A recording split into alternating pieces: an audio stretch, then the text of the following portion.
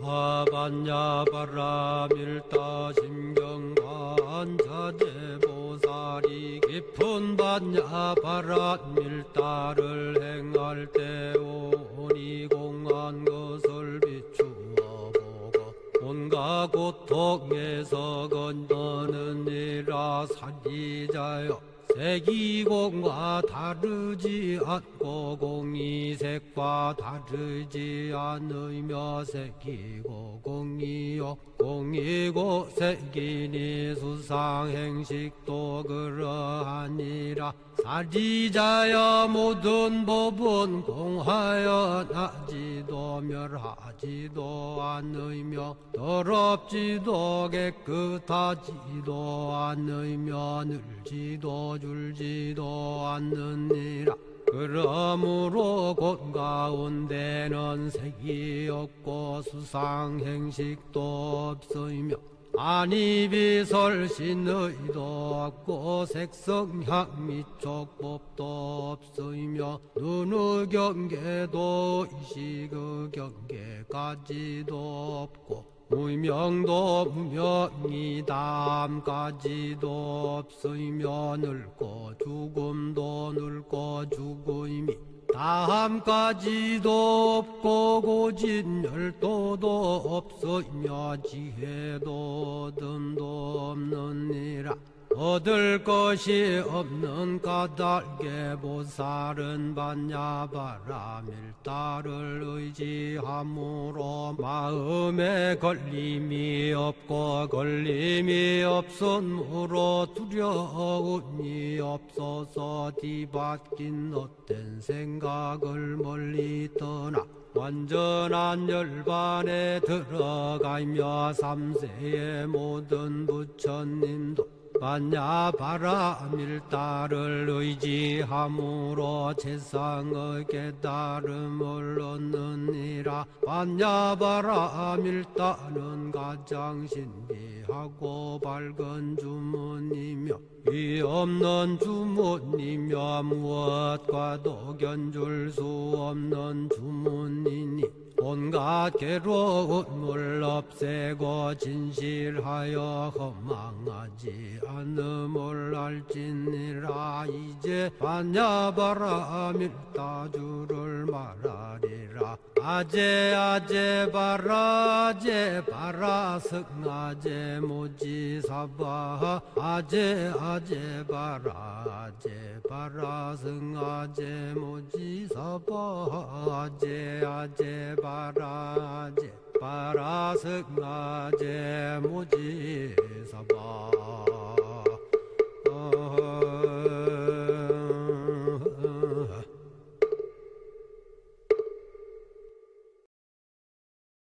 네, 안녕하세요. 스포츠문화학과의 한지훈입니다.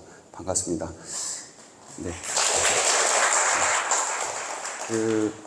이제 저희 주제는 일단 제가 이제 전공이 스포츠 경영, 레저 스포츠 경영이기 때문에 불교와 어떻게 이제 연관을 지을지를 되게 굉장히 좀 고민을 많이 했었거든요. 그래서 제가 이제 생각한 이제 불교의 관점에서 본 여가의 의미라고 해서 사실 여가라고 하면 여러분께서 좀 여가가 뭐지? 여가 생활인가? 약간 이렇게 생각하실 수도 있거든요. 네, 그래서 그 여가에 관련된 내용과 그 다음에 이제 불교에서는 여가를 어떻게 사용하고 있는지를 말씀드리도록 하겠습니다.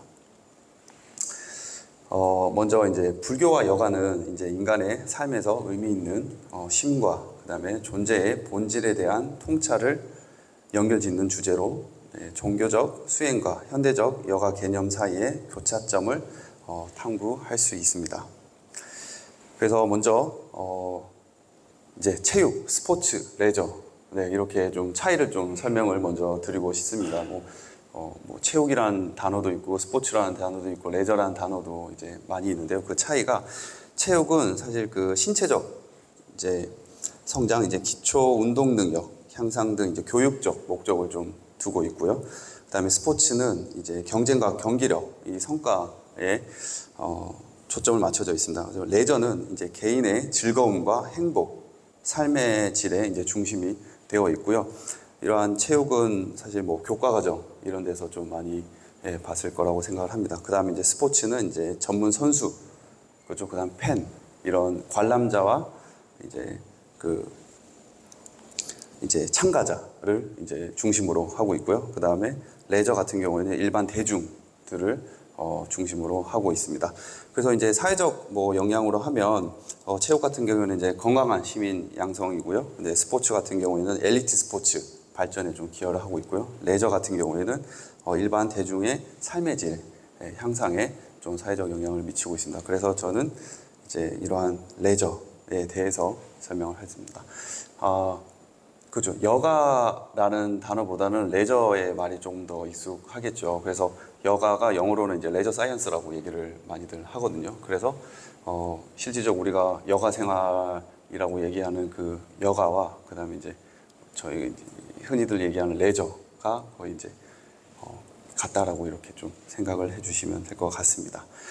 그래서 여가가 무엇이냐, 이제 그 사실 뭐 레저는 그렇게 뭐 활동적인 그런 얘기들을 많이 할 수 있겠죠. 근데 이거를 하나의 학문적으로 얘기를 해서 여가학이라고 얘기를 많이 합니다. 그래서 여가라는 것 자체가 이제 획일적으로 정의하거나 의미를 파악할 수 없는 인간 활동의 복합적인 의미 구성체라고 보시면 될 것 같습니다. 그래서 현대 사회에서는 이 여가학을 하나의 학문 체계로 발전을 시켜서 지금 보급되고 있습니다. 그래서 이 여가는 주관성, 사회성이 이제 복합적인 매체를 이제 여가라고 얘기를 합니다. 즉 우리는 활동이라고 또 얘기를 하고요. 그래서 여가를 해석하는 기본적인 가정은 여가는 활동이다라는 거죠. 그래서 여가에 대한 연구는 이제 기본적으로 사람들이 어떠한 여가를 임하고 선택하는지를 다루고 있습니다. 그래서 여가는 활동 그 자체가 목적이거나 그 자체가 종결적인 상태를 의미를 합니다. 그리고 그것은 그 자체에서 무엇인가 바라보는 것이 남아있거나 다른 무엇을 위하고자 하는 보류 상태가 남아있지 않는 마지막이라고 부를 수 있다라고 볼 수 있습니다. 그래서 여가는 그 자체가 마지막 단계의 위치에 있다라는 거죠. 조금 그 여가라는 것 자체가 좀 이렇게 학문적으로 들어갔을 때는 좀 이게 무슨 말이지? 라고 할 수도 있겠지만 아무튼 포괄적으로는 이제 활동이다 라고 계속 이해를 해 주시면서 들어주시면 좋을 것 같습니다. 그래서 이러한 여가 같은 경우에는 이제 시간으로서 보실 경우에는 단순한 시간이 아닌 자유가 포함된 시간의 개념이라고 합니다. 그래서 자유재량의 시간이라는 용어를 사용을 하고요. 자유시간에서 의미하는 진정한 자유의 속성과 자유재량적 시간에서의 선택 문제에 대한 논의를 합니다. 그래서 한마디로 계량적인 차원의 여가가 아니라 질적인 차원의 여가가 필요하다라는 거죠. 그래서 보통 한국인의 여가라고 하면 의미를 보면 대부분 이제 음주 문화가 굉장히 크죠. 일을 하고 나서 그 뒤에는 음주 문화가 굉장히 많이 있습니다. 그래서 음주보다는 이제 여가의 의미를 조금 더 필요로 한다라는 거죠. 그래서 우리한테 필요한 것은 이제 돈을 관리하는 재테크와 시간을 손용하는 시테크와 제대로 노는 놀테크가 필요하다라는 거죠. 그래서 이제 활동으로서 여가가 이제 갖는 관점으로 보면 여가 활동은 활동이 취하는 일반적인 속성의 형태의 분류에 따라 영역이 구축됩니다. 그래서 여가 활동은 지향하는 의미에 따라 구분이 되고 여가와 연관된 활동이 다른 사람에게는 노동과 또 연관이 인식될 수도 있습니다. 그래서 여가와 노동 사회의 관계가 주관적인 성향에 따라 좌우하게 됩니다. 어떠한 사람은 여가가 노동이 될 수도 있고 어떠한 사람은 이게 진정한 여가가 될 수도 있다라는 뜻이죠. 그래서 경험으로서 여가를 보면 여가를 정의하는데 이 여가 경험이 마음의 작용에 기인한다고 보는 관점이 있습니다. 그래서 여가는 주관적인 태도이고 경험이라는 것을 강조를 합니다. 그래서 개인이 경험적으로 형성된 개인의 정신 상태에 대한 측면을 강조를 하고 여가는 정신적인 차원뿐 아니라 영혼적인 면까지도 포함을 시킨다라는 거죠. 그래서 자유감과 성취감, 이러한 만족을 포함시켜 여가 결정의 중요한 상태를 의미를 합니다. 그래서 마음의 상태 그리고 질적인 차원으로 해서 여가는 중요한 논제로 얘기를 할 수 있습니다. 그래서 여가는 개인의 의식, 태도 이러한 여가의 핵심 개념으로 이제 설정이 될 수 있습니다. 그래서 여가는 시간, 활동 그리고 경험적인 측면에서 통합적으로 접근하자는 것이 전체론적인 접근의 이제 특징입니다. 이러한 여가는 인간의 노력의 다양한 형태를 포함시킵니다. 그래서 여가를 광범위하게 해석할 수 있는 여백을 제시한다는 점에서 여가는 중요한 점을 제시하고 있습니다. 그래서 이제 여가의 이제 유사한 개념들을 보면 여가 레크레이션이라는 얘기도 많이 합니다. 그래서 레크레이션이나 유사한 개념들로 얘기할 수 있겠고요. 그래서 레크레이션의 핵심 성향으로는 이제 자발적이고 기분 좋게 참여해야 한다라는 인간의 활동입니다. 그리고 또 하나는 놀이입니다. 뭔가 게임을 한다, 스포츠를 한다, 이 플레이에 대한 놀이가 발생하는 기초입니다. 그래서 자기 스스로 동기화가 되고 내적인 목적에 원인을 둔다라고 해서 이제 요가와 같은 유사한 개념으로 놀이를 할 수 있습니다. 그래서 놀이란 이제 재미있으면 이야기가 그냥 나온다라는 거죠. 그래서 평상시 잘 놀아야 여가 시간이 생겨도 무언가에 빠질 수가 있다라는 거죠. 그래서 즐거웠던 경험을 통해 자신이 좋아하는 여가 활동이 무엇인지 알아야 됩니다. 그래서 빠져들어야 하고 이 몰입할수록 여가 활동 만족도에 높아집니다. 그렇기 때문에 몰입하고 깊이 빠져야 여가 활동에서 달인의 경지에 오를 수가 있습니다. 그래서 몰입의 원동력은 또한 재미라고 얘기할 수 있겠습니다. 그래서 여가에서는 스토리텔링이 좀 중요하게 얘기를 합니다. 그래서 짜릿한 경험이 머릿속에 특정 형태의 이야기로 저장되는 과정의 결과라고 스토리텔링이 저절로 돼야 된다라는 거죠. 그리고 그 하나의 이제 예를 들어서 이제 골프가 재밌는 놀이인 이유로 얘기를 했을 때 이 체험에 대한 스토리텔링의 우물이기 때문이다라는 얘기를 많이 합니다. 그만큼 그 스포츠 골프라는 스포츠 자체가 5시간 동안 이제 하는 그 활동에서 이제 굉장히 많은 스토리텔링이 나올 수밖에 없다라고 해서 체험에 대한 스토리텔링의 우물이라고 골프가 재미를 유발하고 이제 놀이라고 얘기를 합니다. 그래서 스토리텔링은 나의 경험에 특정한 의미를 부여하여 삶의 일부분으로 이제 자리 잡게 된다라는 것이죠. 그래서 즐거운 느낌을 경험하려면 이 경험 소비에 더 지출하고자 노력을 해야 됩니다. 그래서 가만히 집에 있어서는 그러한 놀이에 대한 짜릿한 일이 일어날 가능성이 적습니다. 그렇죠? 네. 그래서 서울대 행복연구센터에서는 행복한 사람이 오래 살고 성공하며 외모가 매력적으로 변한다는 믿음을 뒷받침하고 있다라고 연구에서 제시가 되었습니다. 또한 이제 우리가 여가에서는 자존감이 또 높아야 된다라고 얘기를 합니다. 우리가 사는 세상이 이런 정글 같은 세상이기 때문에 변화무쌍한 시대를 살아가는데 필요한 것은 자존감입니다.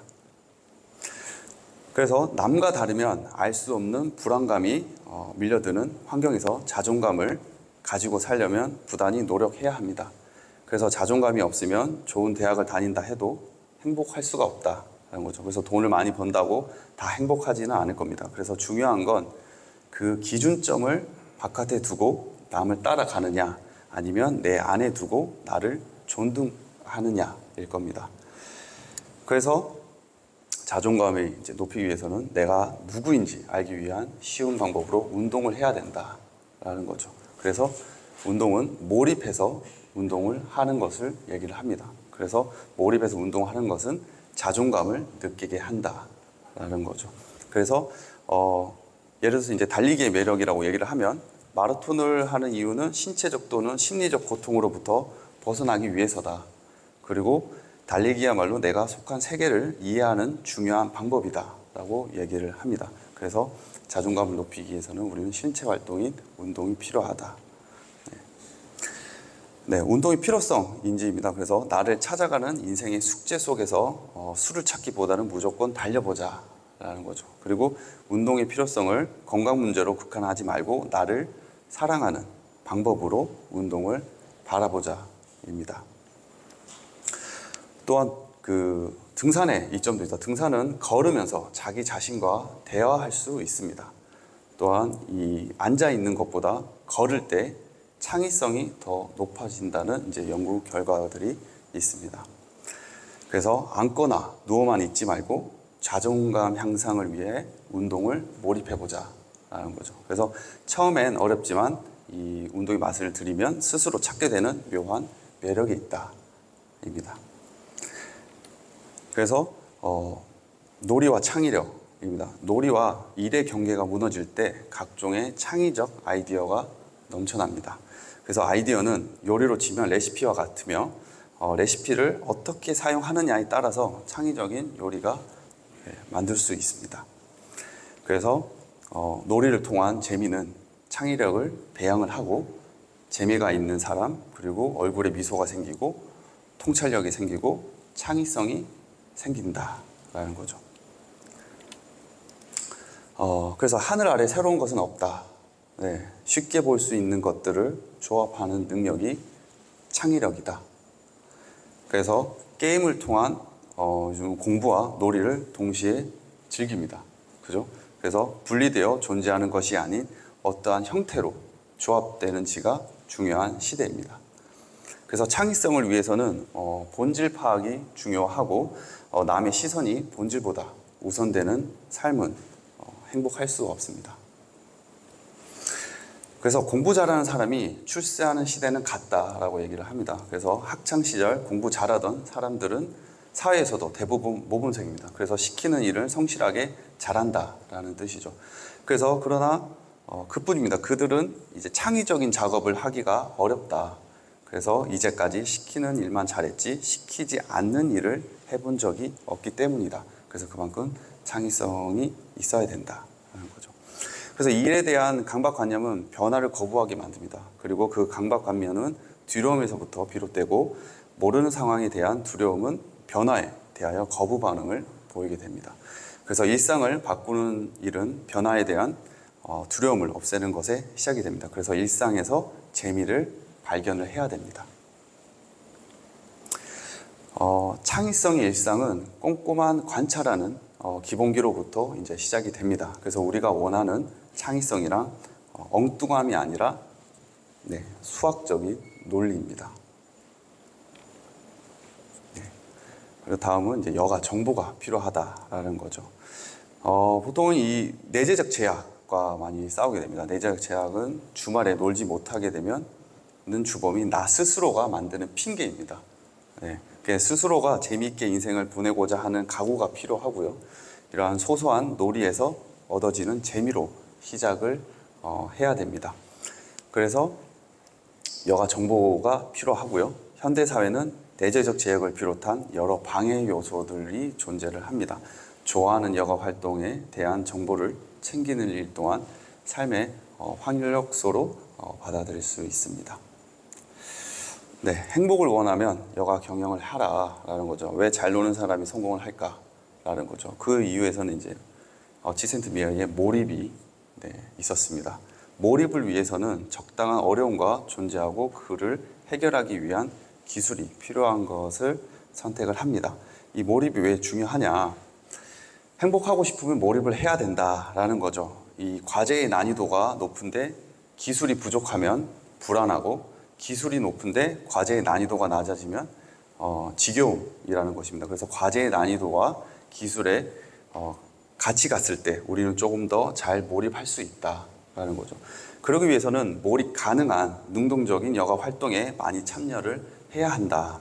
능동적인 여가에서는 스포츠 활동이 좋은 이유는 스킬이 계속 발전하고 배울 수 있으며 그 난이도 또한 조절할 수 있기 때문이다라는 거죠.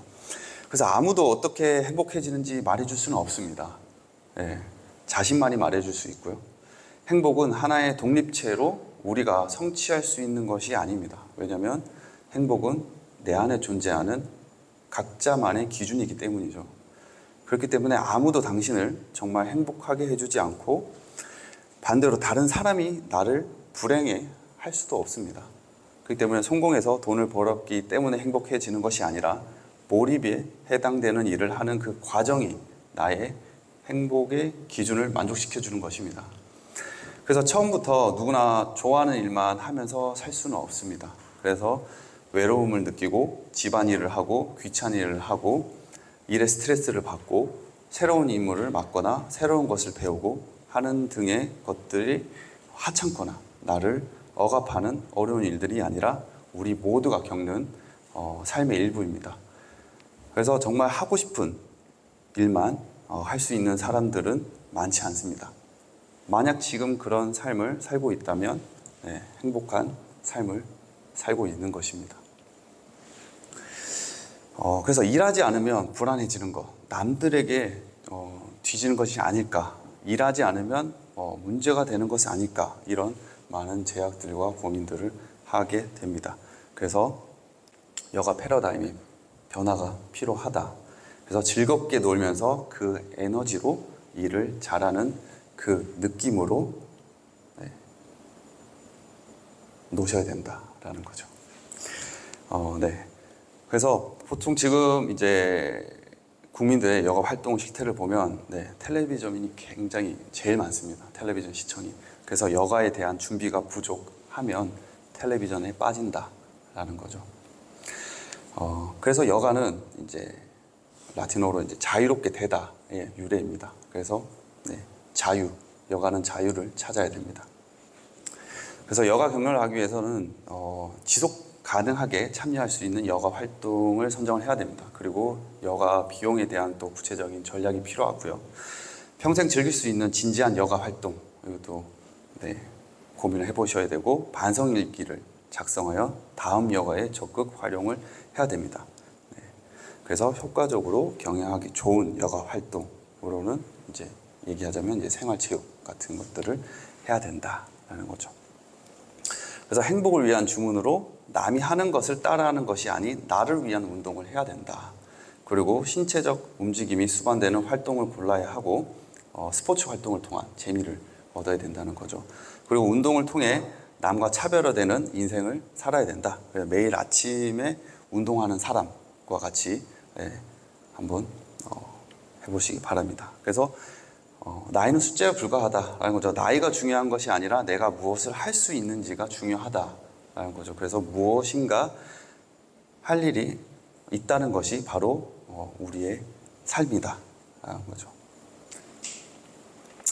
그래서 여가의 효과를 보게 되면 여가를 통해 나와 대화를 하자라는 거죠. 여가에 푹 빠지면 즐거움을 느끼고 잘 휴식하게 되고 그리고 자기 개발이 가능해진다. 그래서 자기 개발 관점에서 자신과 대화가 많은 사람은 자존감이 높아집니다. 그래서 세상에서 벌어지고 있는 일 자체는 행복한 일, 불행한 일, 아름다운 일, 더러운 일, 본시 없다라고 했습니다. 그렇게 분별하는 것은 세상 스스로가 하는 것이 아니고 내 마음의 렌즈가 되는 것입니다. 그래서 가을 낙엽이 떨어지는 모습을 보고 누군가는 외로워할 수도 있고 아름다워라고 할 수도 있습니다. 그래서 세상은 똑같이 낙엽이 떨어지는 모습인데 내 마음이 외로운지 평온한지에 따라서 세상이 그렇게 보이는 것 뿐입니다.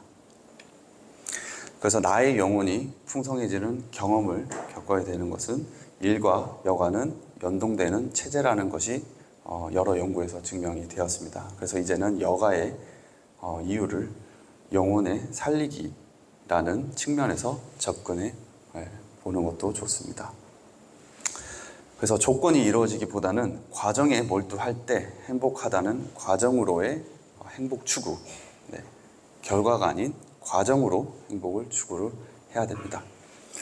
그래서 이러한 심리적인 장애를 극복하기 위해서 특히 중년의 여가 참여에서 놀이에 대한 심리적 제약을 없애는 것이 선행되어야 마음껏 놀 수 있습니다.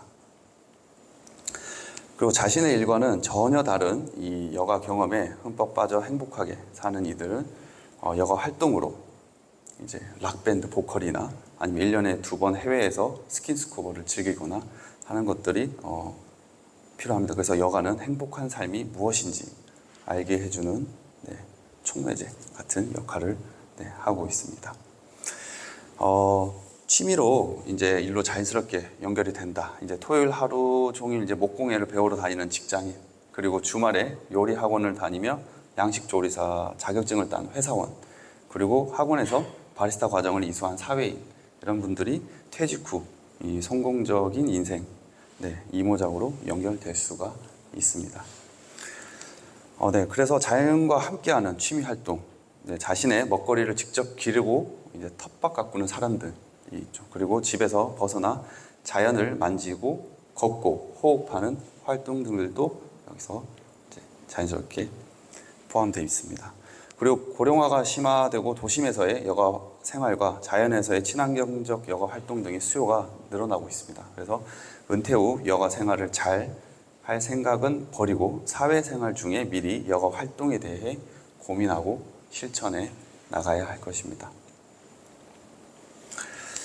그래서 여가 교육이 아닌 이제는 필수가입니다. 그래서 여가 시간이 증대했지만 실제 참여 여가 활동에는 큰 변화가 없는 이유는 여가 기술을 다양하게 학습할 기회가 없었기 때문입니다. 그래서 현대적인 관점에서 여가는 자유시간 동안 여가 참여가 이제 스스로가 즐거움을 느끼고 나를 변화 혹은 발전시킬 수 있는 활동이자 경험입니다. 그래서 의식의 전환이 필요합니다. 그래서 여가를 잘 보내기 위해서는 여가 활동 선택의 주체인 바로 나, 그리고 일상으로부터 벗어나는 연습, 그리고 여가를 통한 나를 되돌아보기, 나는 누구인가, 그리고 여가를 철저하게 준비하는 계획이 필요하다라는 거죠. 그래서 여가를 준비하는데 신경 써야 할 세 가지는 여가 활동에 대한 구체적인 시간을 짜야 되고요. 여가 예산을 또 짜야 됩니다. 그래서 함께 참여할 수 있는 여가 동료를 또한 확보를 해야 됩니다. 그래서 여가 활동은 계획을 세울수록 그 만족도가 높아진다는 연구가 있습니다. 그래서 휴식을 제대로 취하는 사람은 창의적인 사람이라고 얘기를 합니다. 그래서 대나무가 마디가 있어 크게 자라듯이 사람도 휴식을 통하여 성장할 수 있으며 구성원의 삶에서 일보다는 휴식을 잘 즐기는 것이 중요하다라는 거죠. 그래서 내 휴식에 대하여 철저하게 이기주의자가 되어야 합니다. 그래서 버리는 연습을 하고 휴식을 취하면서 나 자신과 진솔한 대화를 해보자라는 거죠. 그래서 휴식은 나를 진일보하게 만들고 그것은 많은 스트레스에서의 은신처가 되고 나를 성찰할 수 있는 시공간이 되어진다라는 거죠. 그래서 많은 휴식을 취해야 된다라는 겁니다. 그래서 적절한 휴식을 위한 심리적 워밍업 같은 경우에는 일에서 도망치는 연습을 해야 된다. 그래서 일에 너무 매여 있지 말고 도망치는 연습도 해야 되고 자신만의 친숙한 놀이 한 가지에 집중을 해야 된다. 그리고 여가 시간을 어떻게 보내야 하는지에 대한 적당한 전략과 전술을 짜야 한다라는 거죠.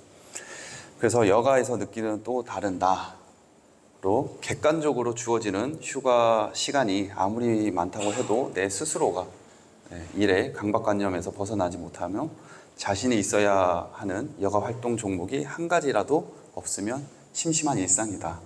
그리고 행복하기를 원한다면 여가 활동에 빠지면서 즐거운 감정을 최대한 가져보아야 됩니다. 그리고 그때 일에서 느껴보지 못했던 또 다른 멋진 나를 알 수 있습니다. 다음은 이제 불교와 여가입니다. 거의 제가 여가에 관련돼서 정말 많은 좀 빠르게 진행을 했습니다. 일단 여가는 우리 삶에서 삶의 만족과 삶의 질과 그 다음에 행복을 주기 위해서 여가는 우리 일상에서 굉장히 중요하게 필요한 요소입니다. 그래서 불교와 여가를 이제 비교해 말하자면 불교는 해탈과 깨달음이 목적이 있습니다. 그리고 중심으로는 무상, 무아, 고 같은, 그리고 방법으로는 명상, 참선, 수행이 있습니다. 그래서 현대 여가에서는 이러한 만족, 즐거움, 자기 실현, 그리고 자율성, 주체성을 통해서 본인 스스로의 방법으로는 운동, 여행, 취미, 것들이 현대 여가에서는 얘기를 할 수 있겠습니다. 그래서 이 불교에서는 집착을 벗어나 마음의 자유를 얻는 것이 여가의 본질과 맞닿아 있다라고 저는 볼 수 있겠습니다. 그래서 즉 불교적 여가는 내면의 평온과 깨달음을 향한 여정이자 실존적 치유의 시간으로 저는 해석을 하였습니다. 그래서 불교적 여가의 핵심 개념으로 선과 명상입니다. 그래서 대표적인 불교 여가 활동은 명상이라고 볼 수 있습니다. 그래서 현대인이 휴식이라고 부르는 시간에 호흡에 집중하고 마음을 관찰하면 이 명상은 불교 전통의 수행이자 깨어있는 영화 행위로 볼 수 있습니다. 그래서 다음은 무소유. 이 법정 스님의 무소유 사상처럼 이 무언가를 소유하거나 소비하지 않아도 이 충만함을 느끼는 상태가 참된 여가일 수가 있습니다. 그래서 자연과 함께하는 단순한 산책, 고요한 독서 이러한 것들이 불교적 여가의 예라고 볼 수 있습니다. 그리고 지족과 단순함, 이 만족할 줄 아는 삶은 이 소비 중심의 여가와 대비됩니다. 그래서 욕망을 줄이고 있는 그대로의 삶을 수용하는 것이 여가의 진정한 자유로 연결이 될 수 있습니다. 그래서 불교의 현대적 적용에서는 이제 템플 스테이, 명상, 이런 여행, 그죠? 그리고 사찰 체험 등이 이 대표적으로 있고요. 그다음에 요가, 명상, 마음 챙김 등 이 불교에서 유래한 수련 활동이 이제 현대 여가에 적용이 되고 있습니다. 그래서 스트레스 관리, 그리고 중독 회복, 정신 치유 등의 불교적 명상이 현대에 활용이 되고 있습니다. 그래서 마지막으로 이제 불교는 삶 그 자체를 여가로 만드는 길을 제시합니다. 그래서 단지 노는 시간이 아니라 존재의 본질을 성찰하는 시간으로 여가를 바라볼 때 우리는 더욱 의미 있는 삶을 영위할 수 있습니다. 네, 경청해 주셔서 감사합니다.